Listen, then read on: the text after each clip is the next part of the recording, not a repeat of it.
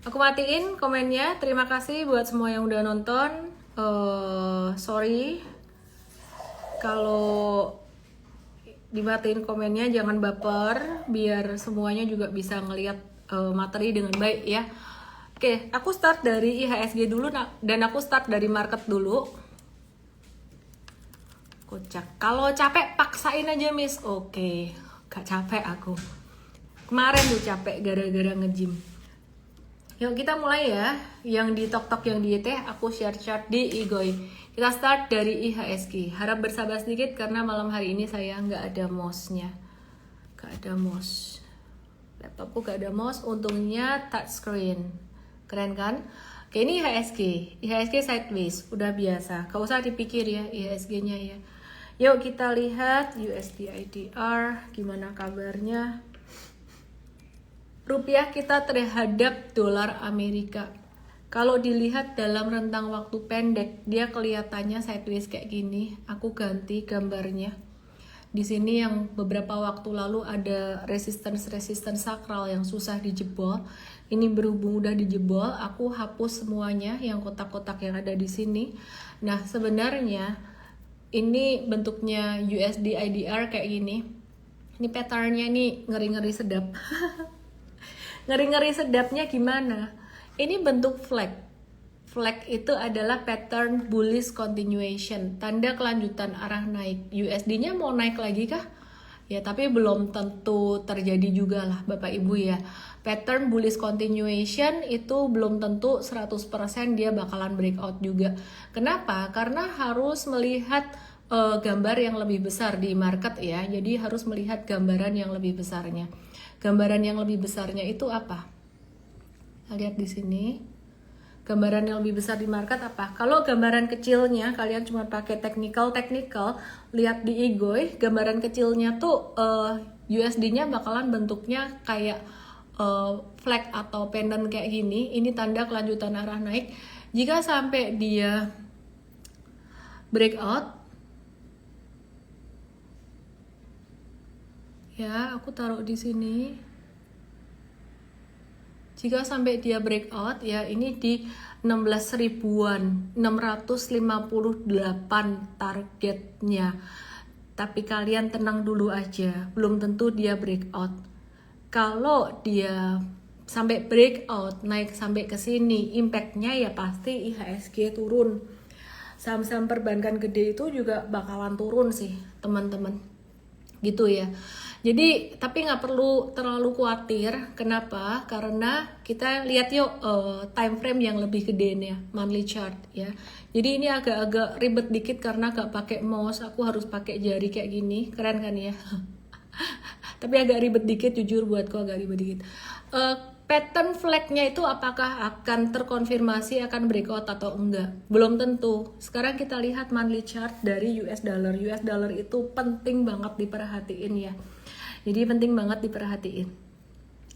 Ini di sini monthly chartnya di angka 16.358. Ini adalah resisten kuat ya. Jadi aku nunjuknya pakai jari aja karena gak ada mouse-nya ya, bisa sih pakai ini.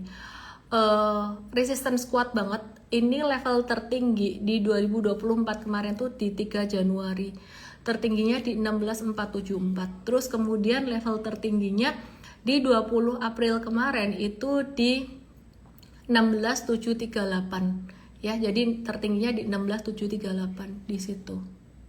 Oke, terus kemudian aku mau lihat pernah ada level tertinggi lagi nggak di mana? Aku tarik ke belakang. Nah, teman-teman perhatikan, ini ada satu resisten sakral banget ya. Yang di tok-tok yang di ET ke IGOI, ini gambarnya beautiful banget buat USD-nya. Bukan beautiful gimana, tapi beautiful resistance-nya ini di angka 16.800, 16.300-an. Ini resisten kuat yang seringkali susah ditembus. Di bulan Juni tahun 1998, waktu itu terjadi kerusuhan di Mei 98 ya, saya masih kecil, masih SMP, ketahuan umurnya ya. SMP ya, masih SMP waktu itu ya. Jadi di sini Juni 98 ini rupiahnya melemah gila-gilaan dan cepat banget sampai 16.800. That's why kita bilang tuh cash is the king. Kenapa? Karena ya bukan saham yang instrumen terbaik, bukan USD instrumen terbaik adalah cash. Kalau kamu punya cash, kamu tahu timingnya, kamu bisa ngebaca timing, bukan timing the market, tapi kamu tahu lah ininya di mana. Nah ini kamu bisa masuk sesuai dengan kriteria, sesuai dengan siklusnya ya. Jadi ketika di atas ini bukan waktunya masuk, malah ketika saham jatuh pas di atas ini adalah waktunya masuk. Kira-kira kayak gitu. Terus kemudian perhatikan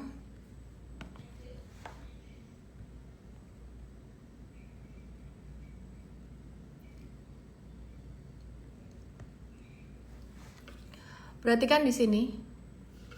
Perhatikan di sini ya. Ini di Maret 2020, April, Juni 98, Juni 2024. Ini dia menyentuh resisten yang sama, sekitaran 16.500 sampai 16.800. Nah, target dari pattern pennant atau pattern flag-nya dari daily chart tadi sekitaran 16.700. Berarti masih bisa tercapai nggak USD-nya di angka segitu? Masih bisa. Tapi apakah kemungkinannya besar? Ada kemungkinan, tapi kemungkinannya tidak besar. Kemungkinannya kecil. Kenapa? Kalau dilihat dari chart monthly di sini, udah beberapa bulan USD itu naik atau rupiah melemah dari Oktober, November, Desember, dan Januari. Nah, ini perhatikan, ini psikologi market bisa dibaca dari candle. Teman-teman bisa lihat dari candle di sini. Ini candlenya tuh tebel banget ya, naiknya tuh tinggi. Makin lama makin ke belakang makin kecil. Di sini makin kecil di sini. Nah, biasanya kalau bentuknya candle kayak gini, ini tuh udah naiknya tuh udah mulai agak capek gitu loh. Jadi udah mulai agak-agak stagnan, kira-kira kayak gitu. Ya, jadi ada potensi koreksi nggak? USD-nya ada potensi koreksi. Jadi kalau USD-nya ada potensi koreksi, ya rupiahnya bakalan menguat. Loh, Miss gimana sih? Gimana sih? Aku bingung, tadi katanya daily-nya bentuknya flag, potensi naik, sehingga riskan terhadap IHSG. Sekarang kok ngelihat monthly-nya gitu, kira-kira signalnya mana yang lebih kuat, monthly atau daily? Monthly, ombak besar selalu lebih kuat ya daripada ombak kecil. Nah, teman-teman yang di TokTok yang di ET, lihat di Igoy untuk bisa melihat chart dari USD kayak gini ya. Jadi teman-teman perhatikan di sini ya. Thank you gift-nya Green Dragon. Oke. Ini secara monthly chart ini udah dekat resistance banget. Jadi kalau nggak ada kejadian luar biasa tuh misalnya nih, Donald Trump nge-punish Indonesia karena masuk BRICS, tarif perang dagangnya 100%. Waduh, itu rupiah bisa melemah banget nih. Kecapai nih level 16.600 atau 16.700-nya. Tapi kalau nggak ada yang aneh-aneh, pemerintah banyak ngasih stimulus, Indonesia PPN juga nggak jadi naik, ini bisa rupiah akan menguat sedikit atau stagnan sideways. Oke, balik lagi ke IHSG-nya biar nggak kelamaan ngebahas rupiah, meskipun aku bisa bilang bahwa rupiah itu penting sekali diperhatikan. Oke ya, jadi kita mau lihat untuk beberapa saham yang sering ditanyain di question box, dan aku mau bahas saham-saham yang lainnya. Aku mau bahas Bukalapak dulu. Sebelumnya aku mau infoin cadangan devisa Indonesia ini mencetak rekor tertinggi di tahun 2024 ya. Jadi di Desember ini cadangan devisanya tuh ATH atau all time high. Naik dari bulan sebelumnya tuh dari 150,2 miliar jadi 155,7 miliar. Dan cadangan ini tuh cukup buat nutupin 6,7 atau 6,5 bulan impor dengan pembayaran, dan juga untuk pembayaran utang Indonesia, dan masih jauh di atas standar kecukupan internasional. Itu kabar yang cukup bagus ya. Dan sebelum aku mau bahas soal Bukalapak, ini ada kabar dari Apple. Bentar. Dari Apple ini bakalan investasi 16 triliun buat bangun pabrik AirTag di Batam biar dia bisa jualan iPhone 16. Oke. Terus dari makro juga defisit APBN Indonesia 2024 udah sesuai target, jadi kayaknya nggak ada data ekonomi yang buruk atau gimana. Dan seperti janji aku tadi ya, aku mau ngajarin kalian untuk ngelihat likuiditas, tapi harap diterima dengan apa ya, semua orang ngelihat ini sebagai ilmu, bukan kayak kita lagi mau ngejelekin emiten apa, enggak gitu ya. Nanti aku akan bahas kalau udah teman-teman banyak yang bergabung di Igoy, karena aku share screen-nya di Igoy aku. Oke. PPNBM mobil listrik akan ditanggung pemerintah di tahun 2025 nanti. Itu ada sentimen positif juga. Dan ada sentimen positif lainnya, ada kebijakan PPN 0% untuk rumah di bawah 2 miliar selama 6 bulan. Yang diuntungin ada sektor properti, P1, SMRA, CTRA, BSDE, dan lain-lain juga BBTN. Tapi ini cerita untuk jangka panjang, bukan jangka pendek. Nah, sebelum aku bahas tentang likuiditas, saham-saham apa sih yang liquid dan gak liquid, aku akan bahas dikit soal Bukalapak dan impactnya ke harga saham itu gimana. Oke, aku akan buka saham Buka.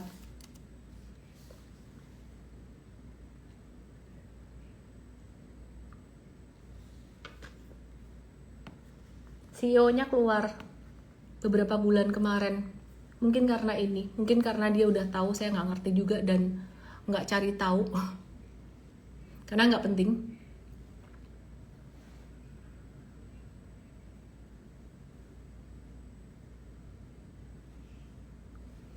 Bukalapak ini dia lagi nutup bisnis marketplace-nya.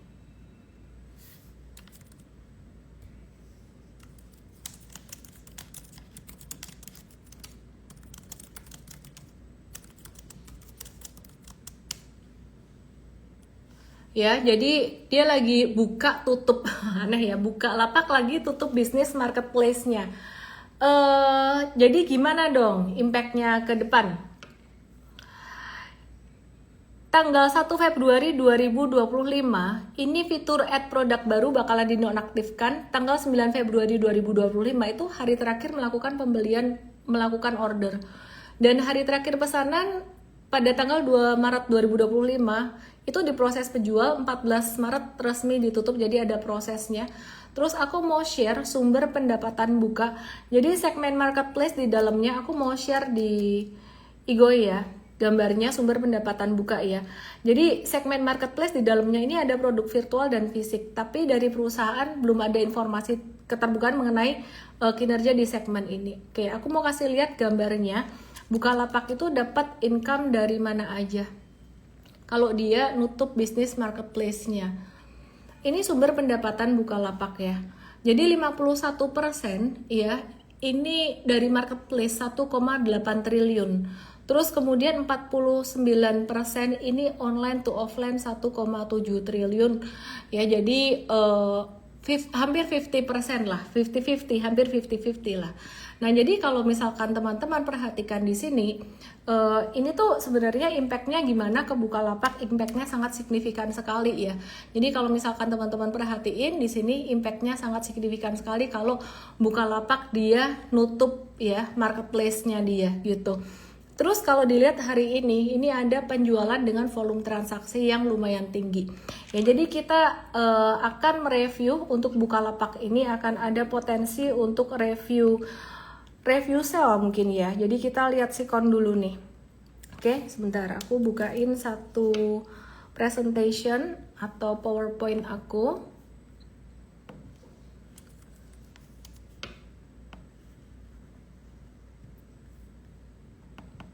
Sorry ya, ini masih, kalau bahasa Jawanya tuh masih rada megah-megah, tadi lari-lari. Kan telat ada event tadi, jadi aku masih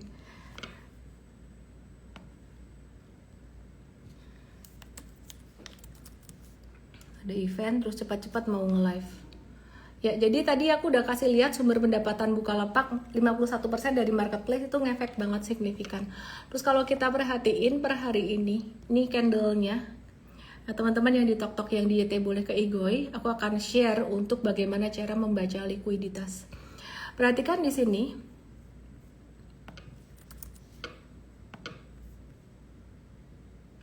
Oke. Ini tuh hari ini sempat turun dengan volume transaksi yang besar, ya.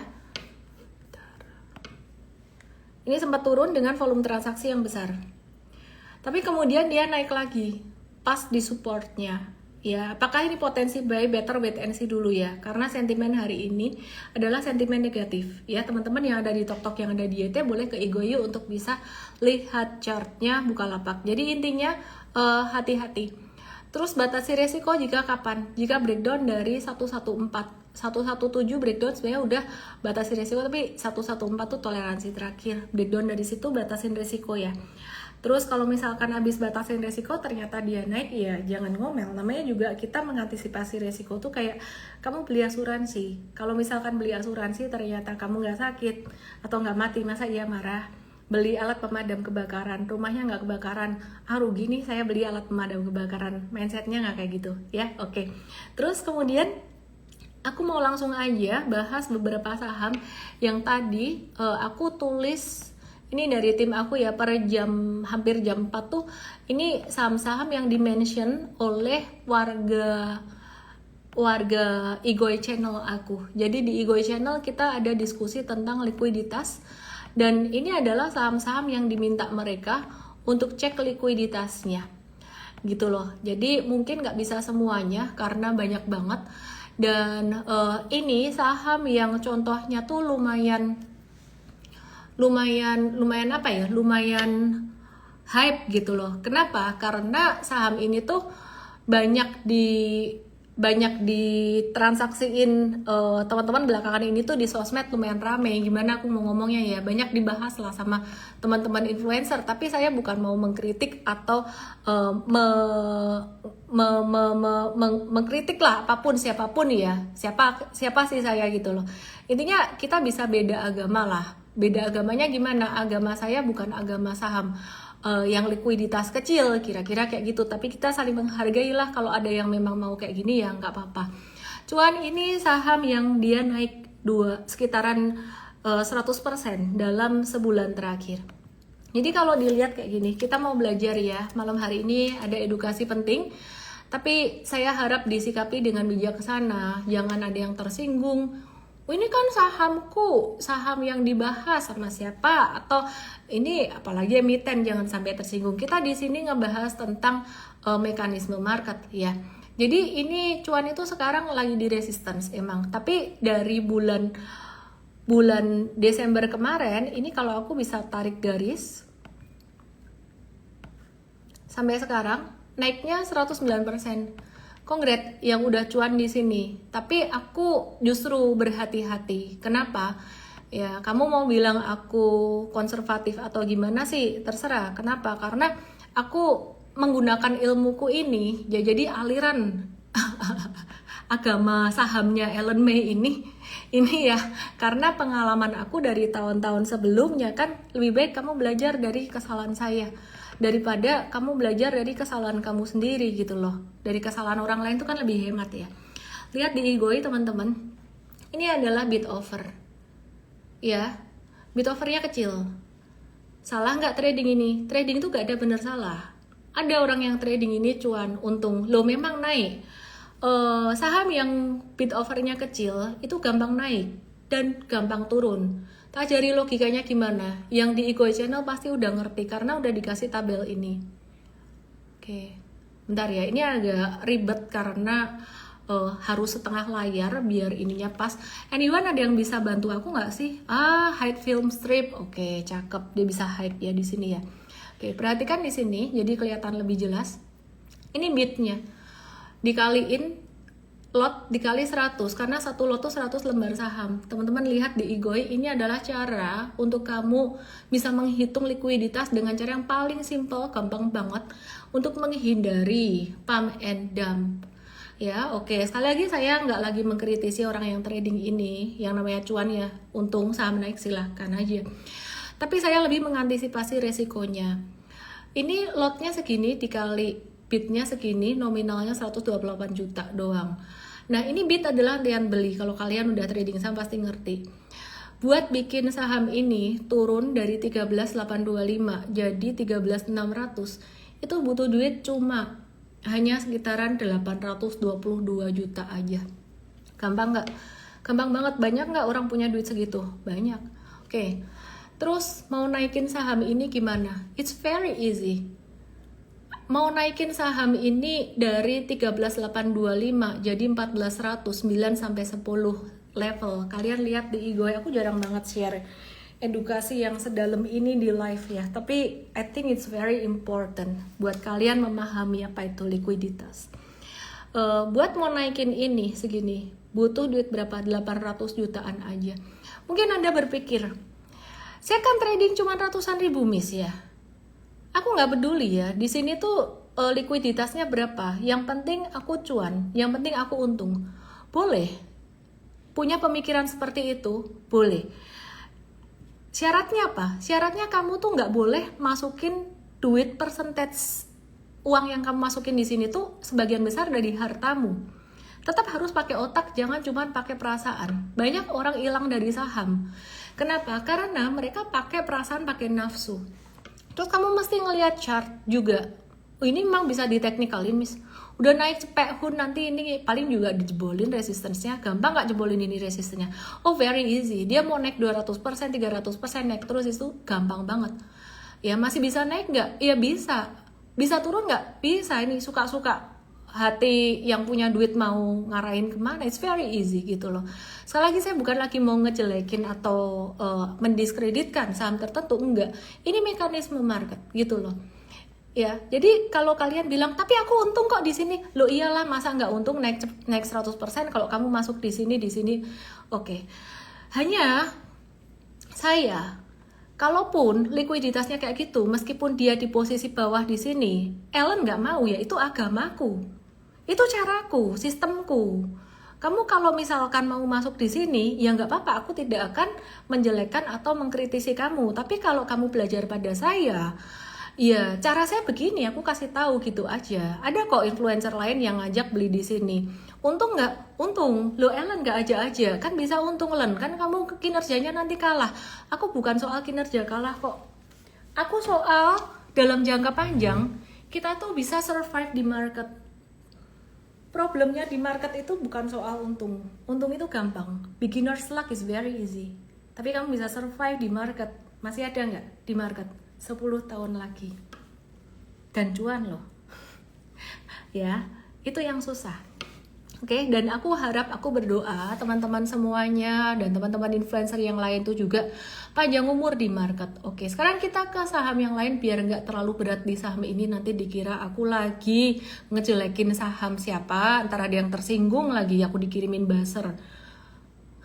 Tadi aku baru kumpulkan di Sukor ada event. Ada satu yang cerita, Ci, ada yang sentimen lo sama kamu. Ya sudahlah, namanya orang kan di market pendapatnya beda-beda. Nggak apa-apa sentimen sama saya. Aku terus terang to the point ya. Yuk mari kita lihat MLPT. Mohon maaf, jangan ada yang tersinggung karena kita membahas mekanisme market. Kalau tersinggung ya nggak usah belajar saham lah, nggak usah ngeliat live aku. Seandainya di sini ada yang tersinggung, emitennya tersinggung, bandarnya tersinggung, aku cuma pesan satu tok. Dar gede ono, bid overnya tuh sing gede. Lu kan butuh duit banyak, butuh modal banyak makane. Susah kan mau bikin ini. Gede ono dikit. Kenapa? Ya supaya retail bisa ikut masuk trading gitu loh. Nah, Pani waktu tadi ada pertanyaan bagus di channel yang mohon maaf saya nggak bisa balas satu-satu, lagi travel tadi ya, lagi perjalanan ke Jakarta gitu. Di pesawat turun saat aku baca-bacain. Ada yang tanya gini, waktu M-Trade masuk Pani itu likuiditasnya berapa, Miss? Bukannya likuiditasnya Pani itu juga nggak terlalu gede, gitu loh. Bukannya nggak terlalu gede, kita ngelihat posisi. Posisinya pattern, kalau dia patternnya tuh ya sideways panjang. Dan tadinya banyak yang sell duluan, tebel-tebel sellnya. Kemudian pas di ujung sideways itu berbalik. Volume hijaunya tebel-tebel. Kita masuk di situ. Itu spekulatif juga. Pakai stop loss juga gitu loh. Bisa nggak kita salah? Bisa juga. Tapi yang paling penting tuh sebenarnya satu, kamu mau ikut agama, trading apapun, kamu mau ikut sistem apapun, jangan duitnya dimasukin semua mak bleng. Langsung bangkrut, kaya bangkrut. Makanya sekarang kan lagi viral ya istilah naga-naga, cacing-cacing. Ya itu benar. Anyway, di Mtrade waktu itu cuman sekitaran maksimal 10% doang. Terus ada yang komen lagi, kalau saya nggak mau bilang nyinyir gitu ya. Kalau ada yang nggak senang mungkin gara-gara saham-sahamnya, aku bilang gorengan ini, terus dikirimin buzzer, bilang, aja beli saham 10% doang, kapan kayanya? Jika Anda mengikuti edukasi kita dengan baik ya, Anda akan tahu bahwa 10% itu adalah petunjuk untuk pemula. Nah, kalau kalian udah pengalaman, boleh lebih dari 10%. Lihat di Igoi, aku lagi kasih lihat bid offer, ngebaca ini di Igoi. Yang di TokTok dan di YT Igoi aku, atau INSTAGRAM aku, @ellen_may_official. Nah, saham ini juga sama, teman-teman. Ya, jadi aku lagi mau cari info lainnya hilang di mana, entah di mana hilang di mana. Kamu hitung aja, dari 12475 nih nggak seru ya, info lain aku hilang bentar. Nggak pakai ini lagi, nggak pakai mouse. Oke, aku coba pasang dulu. Kecilin lagi. Ini naik 199%. Aku lapar, jadi kalau aku lemah lembut hari ini bukan karena aku lagi lemah lembut, tapi aku lapar. Padahal udah makan loh tadi, masih aja lapar. Cacingan atau nagaan, naik 199%. Nah, habis itu, perhatiin di sini. Aku ajarin kalian ya, lihat ya. Ini di sini likuiditas naik. Likuiditas itu apa? Bid offer, volume, frekuensi perdagangan. Di sini naik. Ini turun lagi. Di sini hilang. Ya. Tahu ya teman-teman ya. Jadi likuiditas tuh bisa naik nggak? Bisa. Bisa turun nggak? Bisa.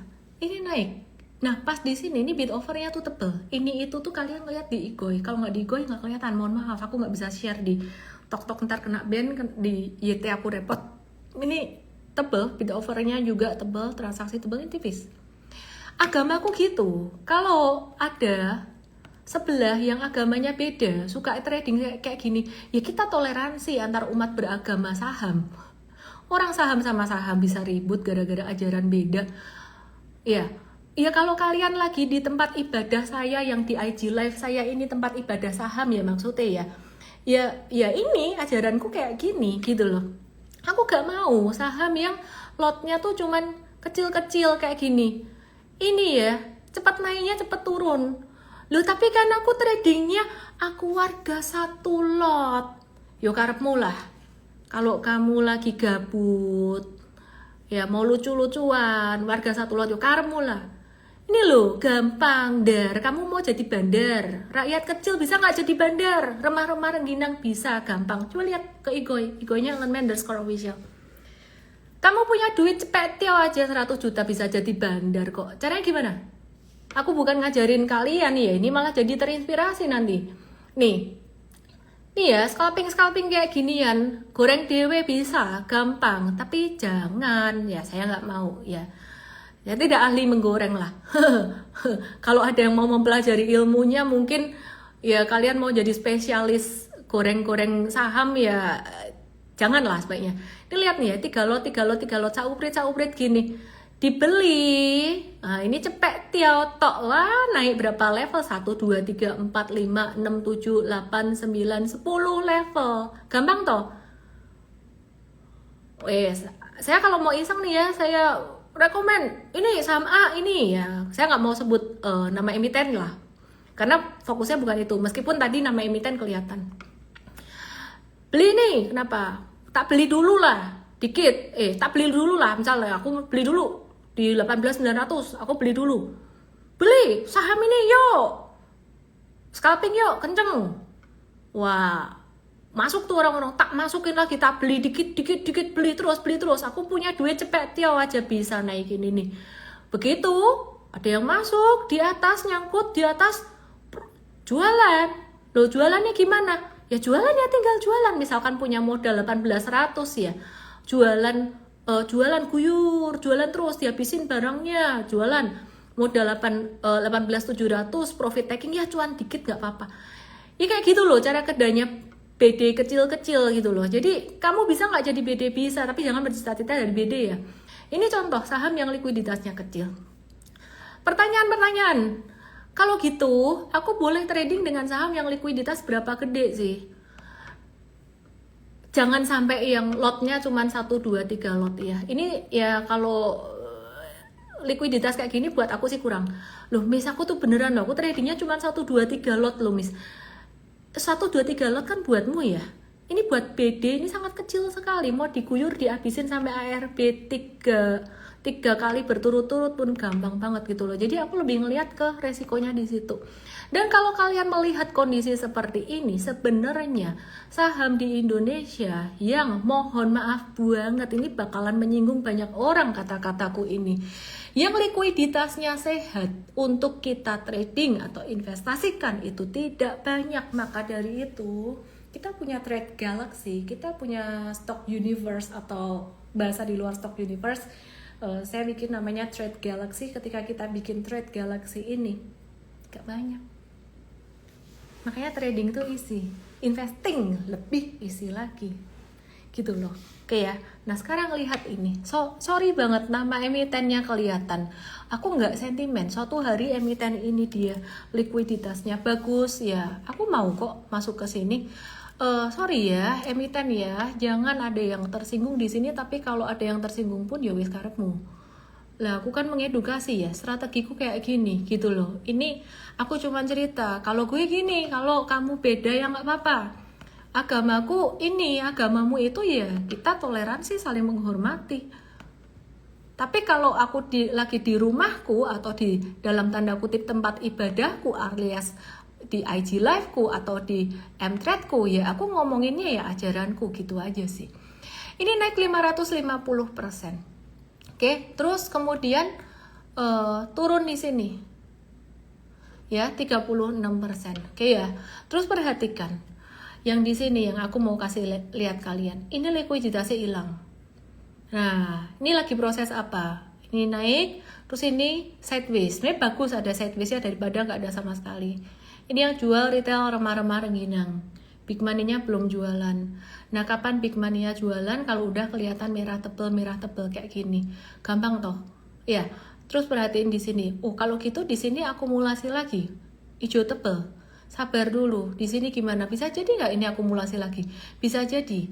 Tapi jangan cuma pakai technical toh. Kalau kamu cuma pakai technical, chart volume kayak gini, kamu mesti ngelihat ini volumenya tuh seberapa toh. Jangan cuma lihat tinggi rendah kayak gini. Lihat di sini. Ini lumayan. Ini lebih gede daripada yang tadi. Lebih gede lah daripada 2 yang aku sebut tadi. Tapi tetap kecil menurutku.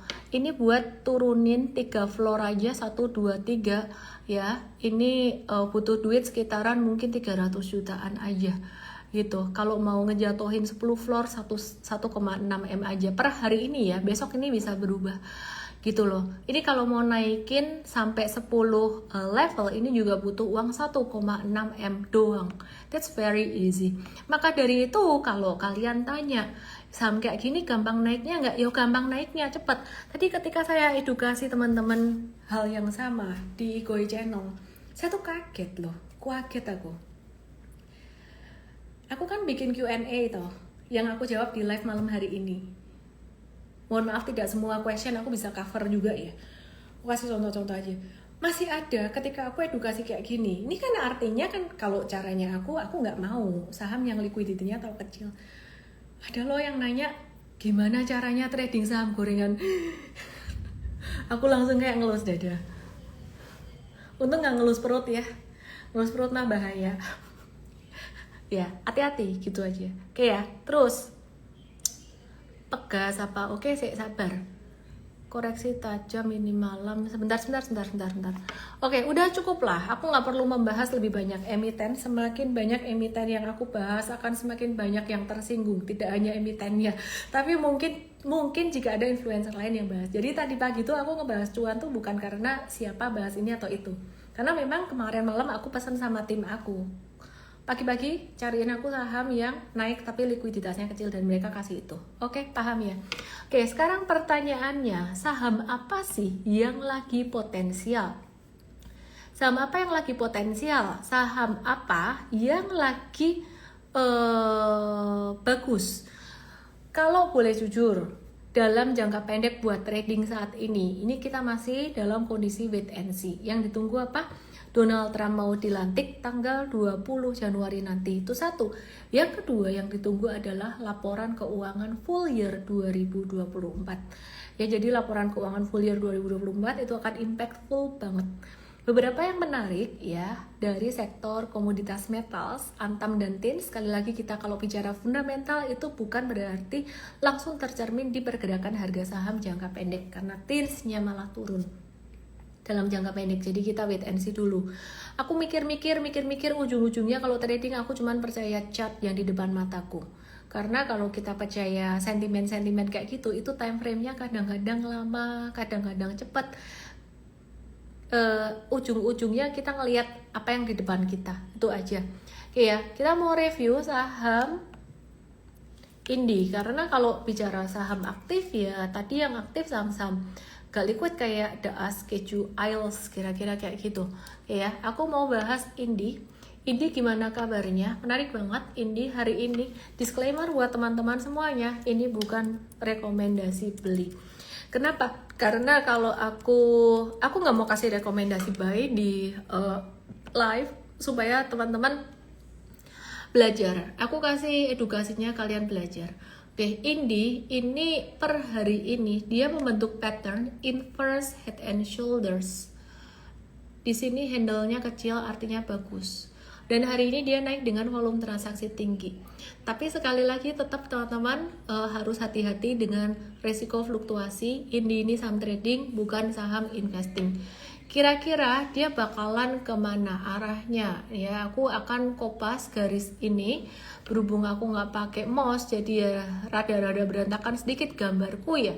Ini sekitaran level 1700 jika dia berhasil breakout dari 1505 atau 1510. Saran aku kalau kondisi market kayak gini jangan buy breakout dulu. Buy retracement aja. Oke ya?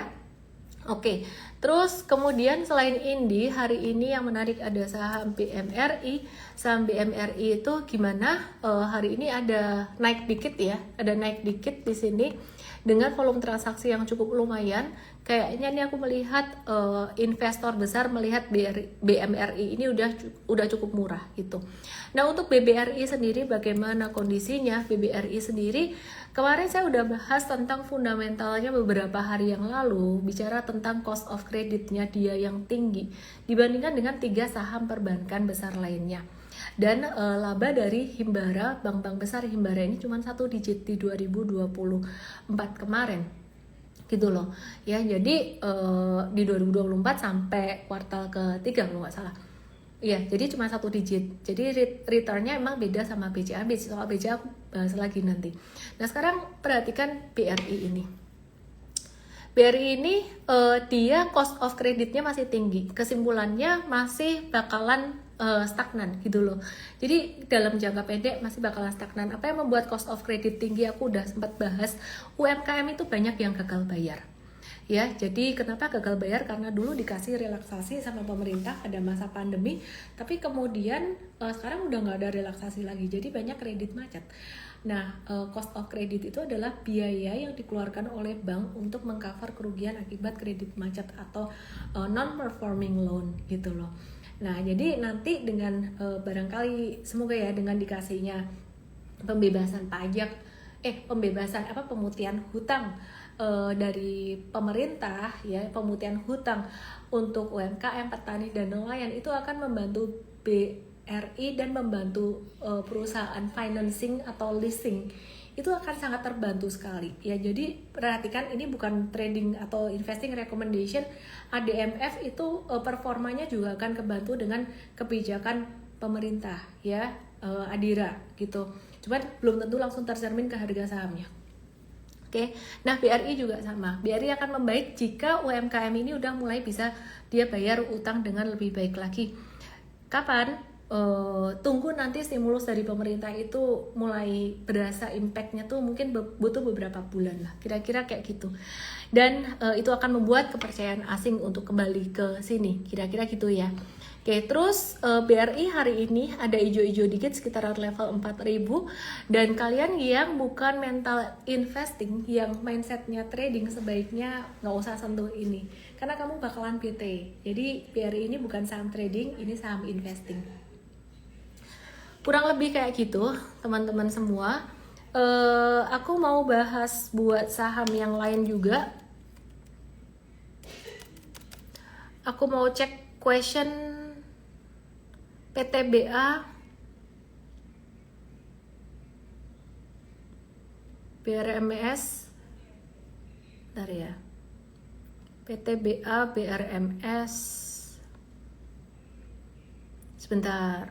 Teman-teman yang di TokTok yang di YT boleh ke Igoy untuk bisa ngelihat chartnya. Oke, aku lapar banget guys. Kenapa saya lapar padahal saya udah makan? Asam lambung saya kayaknya naik nih, gara-gara aktivitas. Oke. Adi masih di area supportnya masih sama 7450. Ini lagi sideways aja, lagi sideways di sini. Jadi kalian yang ada di Adi ini mesti sabar. Ini kalau main fundamental sih masih beautiful, tapi kalau trading lebih baik tunggu dekat 7450 ya. Oke, buat kalian yang ada di live, disclaimer buat semuanya, mesti lebih sabar. Terus kemudian PTBA, aku kalau di PTBA aku main dividen investing, dan so far sih belum pernah mengecewakan ya buat ngasih dividen PTBA ini. Jadi ini bukan bicara tentang trading jangka pendek aja. Meskipun di sini trading jangka pendek kita lagi nungguin di support 2580. Jadi beberapa saham lagi mendekati area support 2580. Ini patternnya PTBA udah mulai bottoming di sini. Oke, terus kemudian aku akan PTBA untuk dividen investing gimana? Apakah sudah cocok untuk nyicil? Udah murah sih, lumayan murah sih kalau buat dividen investing. Ya tadi aku ada ngobrol sama satu teman aku. Kita sepakat soal dividen investing ya. Careful untuk dividen investing tuh. Thank you gift-nya FC. Kamu mesti ngelihat ke depan dia potensi bagi dividen atau enggak gitu loh. Kalau potensi bagi dividen, beli di harga bawah itu oke. Nah, bicara soal Adaro sekarang. Nah, saya sama teman saya tuh sepakat bahwa ya Adaro ini ke depan dividennya akan kecil. AAD dividennya akan gede. Disclaimer ya.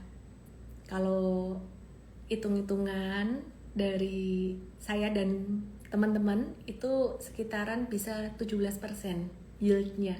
Apalagi kalau dapat harga murah AAD-nya. Nah, Adaro ke depan tuh dividennya nggak gede. Terus saya bilang sama teman saya, terus kenapa lu di Adaro? Lu udah tahu kan harganya bakalan turun. Ya sekarang dapat dividen gede, tapi ke depan dividennya kan nggak gede. Dia bilang, ya saya dapat di harga yang sangat murah sekali, jauh sebelum orang-orang lagi gembor-gemborin itu. Terus kenapa kamu beli? Ya karena mindsetnya waktu itu dividen investing. Sebenarnya sejak dia beli, saya tahu story-nya, dia bisa mengalami turun, sempat mengalami turun berkali-kali, tapi karena dia paham, dia mau itu untuk dividen, ya dia hold. Akhirnya benar setelah bagi dividen, mungkin dia udah hold beberapa tahun, dividen investing udah bertahun-tahun, kayak saya di PTWA udah dari 2023 gitu. Terus jatuh harganya, saya tanya, kamu rugi nggak? Nothing tulus, aku masih punya harga lebih murah daripada itu. Jadi dia mau jualan profit taking sewaktu-waktu, meskipun udah bahasa Jawanya kudunan rego, udah harganya jatuh pun dia masih cuan. Logikanya di situ. Jadi kalau tadi ada yang nanya PTBA untuk dividen investing, aku kasih 2 tips buat kamu. 1, mindsetmu, kamu harus benar-benar memahami perusahaan ini. Dan itu duit dingin. Berarti 2 ya. 2 duit dingin. Dingin banget. Dan 3, kamu gak boleh fokus pada fluktuasi harga. Bisa gak? Nomor 3 paling susah. Kalau kamu ngelihat PTBA turun, kamu stres. Padahal rencananya cita-citanya buat dividen investing, lebih baik jangan. Dividen investing tuh butuh mental dan butuh kebal, butuh baal banget. Ngoceh berapa menit nih saya? 45 menit. Kalau kata suami saya ngejar target ngabisin apa? Ngabisin jatah ngomong kata-kata dalam sehari. Oke. BRMS, ada yang nanya BRMS. Aku lapar. Aku pengen buka komennya karena aku kangen interaksi dengan kalian. BRMS-nya loadingnya lama banget. Ayo. Oke, buat kalian yang nanya BRMS, simple banget dan ini lucu banget ya analisisnya. Aku hapus deh yang kebanyakan gambar di sini.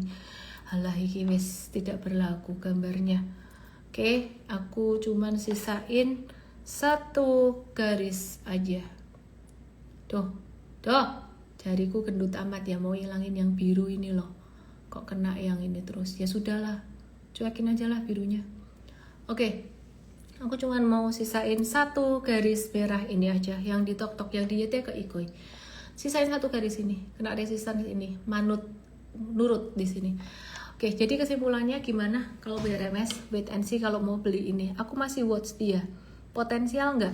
Saham-saham kayak gini, ini mirip kayak Pani yang udah pernah rally sampai cepet hun 100% ketika dia sideways, kita nggak tinggalin. Kita akan masih ngecek. Loh, katanya nggak mau kalau likuiditasnya kurang, ya dicek terus likuiditasnya. Oke, pattern, oke, likuiditas, oke, kita masuk ya. Oke, wih, kaget filternya ganti jadi kayak gini. Oke, aku mau nyalain komennya buat kalian semuanya. Cek komen Raja. Oke, dari komen biar mix ya pertanyaannya ya, bukan itu aja karena tiap hari banyak yang nanyain saham itu doang. Rukun Raharja. Oke, Raja ketinggian saya hari ini tadi naik tapi dibanting dengan volume transaksi yang cukup besar juga. Terus kemudian aku ngecek yang di YT minta pegas, ada Bob Triadi Sulistyo. Pegas, lihat di Igoi. Pegasnya normal correction.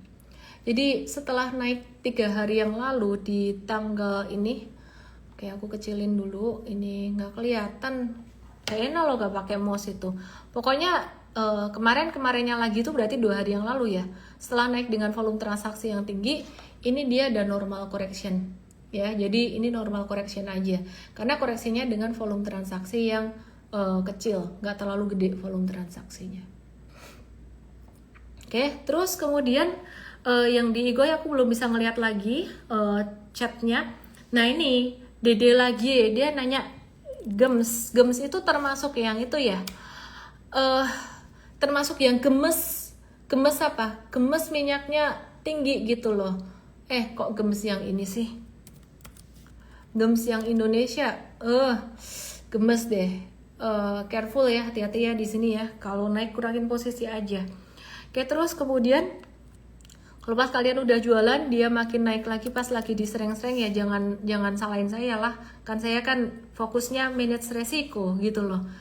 Oke, terus kemudian Inco. Aduh, Inconya ini Inco India lagi. Koneksi di sini agak butut. Inconya ini lagi slow down, jadi wait and see dulu. Terus kemudian Bluebird, random stocks, aku bahas random stocks Bluebird. Wah, ini jangan deh. Ini Bluebird kita waktu itu kalau trading pas lagi trending oke, tapi sekarang kayaknya lagi nggak dijagain. Ini BD-nya lagi profit taking kayaknya. Oke, terus BBCA. Oke, aku mau ngomong soal BBCA.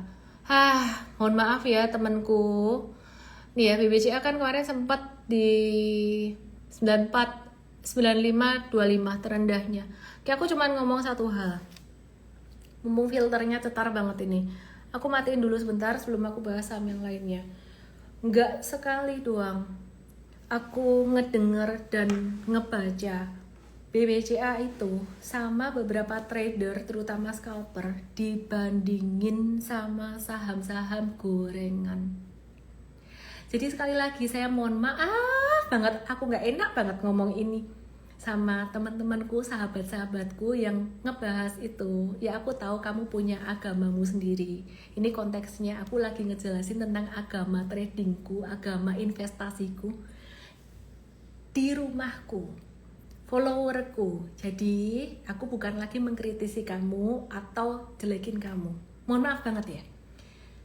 Menurutku gak apple to apple. Kalau kamu bandingin BCA sama saham yang likuiditasnya kecil-kecil kayak gitu tadi, itu kayak kamu ngebandingin siomay goreng batagor dengan bumbu kacangnya yang semua digoreng dengan kalori yang sangat tinggi, minyaknya mungkin jelantah atau minyak apa ya, aku semakin banyak ngomong nanti jadi nggak enak lagi, dibandingin dengan makanan clean Caesar salad yang rasanya mungkin gak enak dalam jangka pendek, Tapi untuk jangka panjang itu bagus untuk kesehatan kamu. It's not apple to apple. Jadi kalau kamu ngomong cuman harga saham naik tok, kan kamu udah tak kasih contoh saya. Saham-saham yang gak liquid tadi, aku mau naikin, aku punya duit cepet, no petio apalagi 1M, gampang banget loh. Mau goreng itu, mau naikin, belum tentu orang itu yang goreng-goreng, belum tentu lah, belum tentu dia lah, mungkin orang lain gitu loh. Jadi mohon maaf, ini saya lagi ngomong idealisme saya ketika berinvestasi atau trading gitu loh. Mungkin ini hal yang sepele yang dulu saya nggak pernah bahas, nggak pernah mention, tapi ternyata banyak orang yang mindsetnya mau cepat kaya, cepat cuan. Tak kasih tahu cara paling cepat cuan, trading saham gorengan. Cara cepat bangkrut, trading saham gorengan. Masih mending ya, mohon maaf, aku jadi sangat terus terang sekali ya.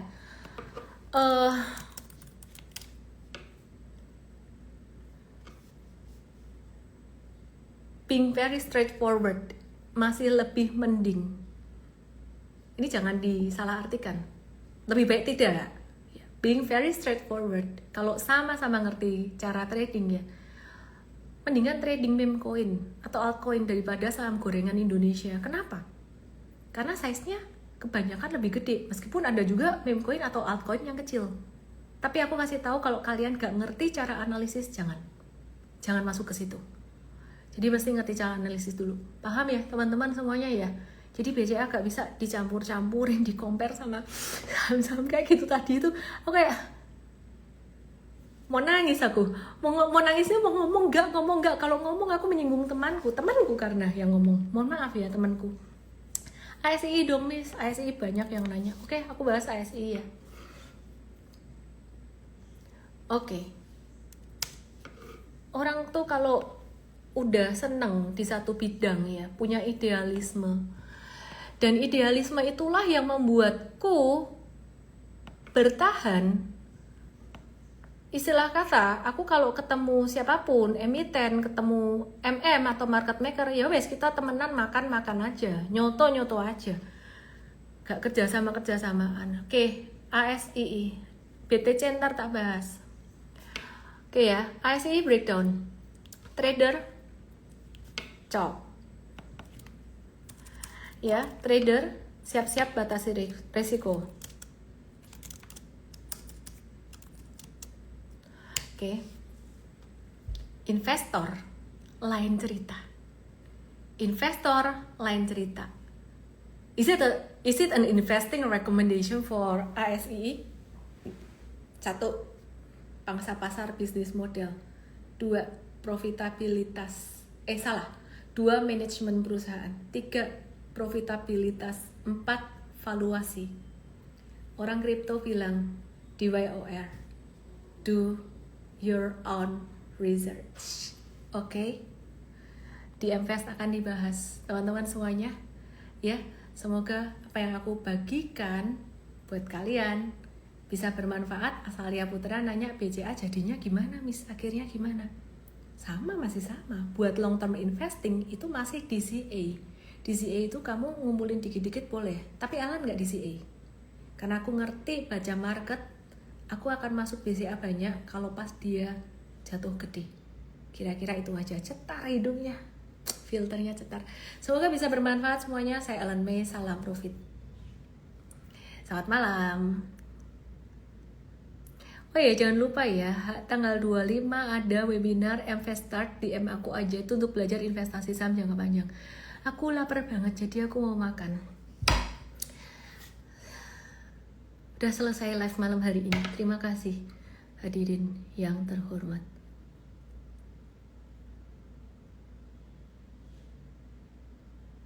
Udah gitu aja ya. Bye bye. Oh iya, BTC lali, BTC lupa. Fully fun. Random. BTC random toh. Oke, Bitcoin lagi sideways dengan supportnya 92.000. Jadi jangan kau coba-coba trading buy on breakout. Kalau kamu mau trading, pakailah support 92.000.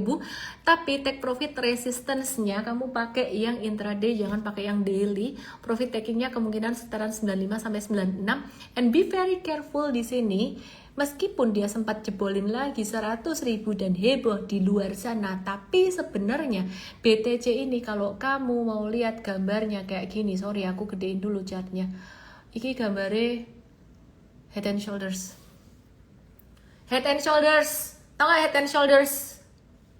Tau gak?